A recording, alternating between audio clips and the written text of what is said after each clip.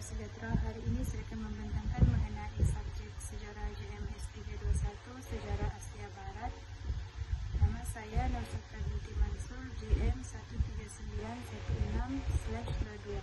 Di bagian pengenalan, Sayyidina Abu Bakar As-Siddiq atau nama sebenar Abdullah bin Abi Quhafa dilahirkan pada tahun 573 Masehi di Mekah, Semenanjung Tanah Arab. Beliau berasal dari Bani Taim, cabang dari suku Quraisy yang disegani. Sejak kecil Abu Bakar dikenali sebagai seorang saudagar yang berjaya dan berakhlak mulia.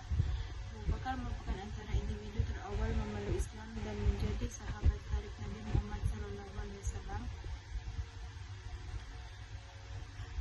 dan mendapat gelaran As-Siddiq yang bermaksud yang membenarkan kerana beliau sentiasa beriman dan membenarkan setiap perkataan dan perbuatan Nabi Muhammad. Gelaran ini diberikan terutama selepas peristiwa Isra dan Mi'raj, di mana beliau tanpa segan selalu mempercayai kisah perjalanan malam Nabi Muhammad ketika ramai orang yang meraguinya. Berikut beberapa sumbangan beliau dalam bidang politik. Sumbangan beliau dalam bidang politik memerangi golongan Riddah. Beliau mengambil tindakan tegas terhadap golongan murtad, nabi palsu dan mereka yang enggan membayar zakat melalui perang Riddah.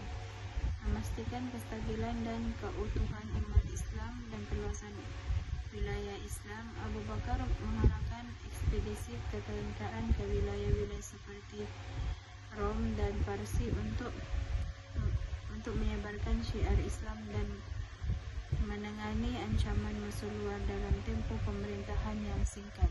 Perkembangan politik yang seterusnya, penetapan dasar pemerintahan Islam melalui kebijakan politiknya. Beliau menetapkan dasar negara yang berpandukan syariat Islam seperti keadilan, ketaatan, dan tanggung jawab bersama.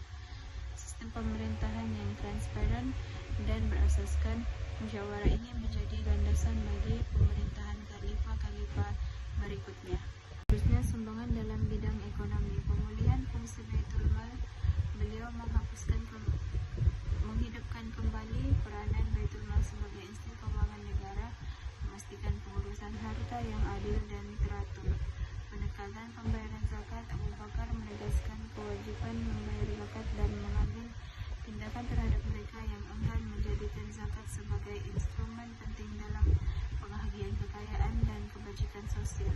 Sumbangan ekonomi yang lain yaitu prinsip kesamarataan ekonomi. Beliau mengamalkan prinsip kesamarataan dalam penghagian kekayaan, memberikan jumlah yang sama kepada semua rakyat tanpa mengira status, menegaskan hak ekonomi yang sama bagi setiap individu atas asas kestabilan ekonomi Islam. Meskipun pemerintahan hanya berlangsung selama 2 tahun, dasar ekonomi yang beliau tetapkan meletakkan asas kukuh untuk pertumbuhan ekonomi dan kestabilan sosial dalam kalangan umat Islam.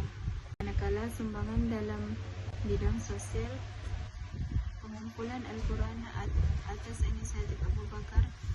Ayat-ayat Al-Quran yang berselera dikumpulkan oleh Zaid bin Thabit, memastikan pemeliharaan kitab suci tersebut untuk generasi akan datang dan penyebaran dakwah Islam. Beliau meneruskan usaha dakwah dengan menghantar pasukan tentera yang telah dibentuk oleh Nabi Muhammad SAW sebelum kewafatan baginda.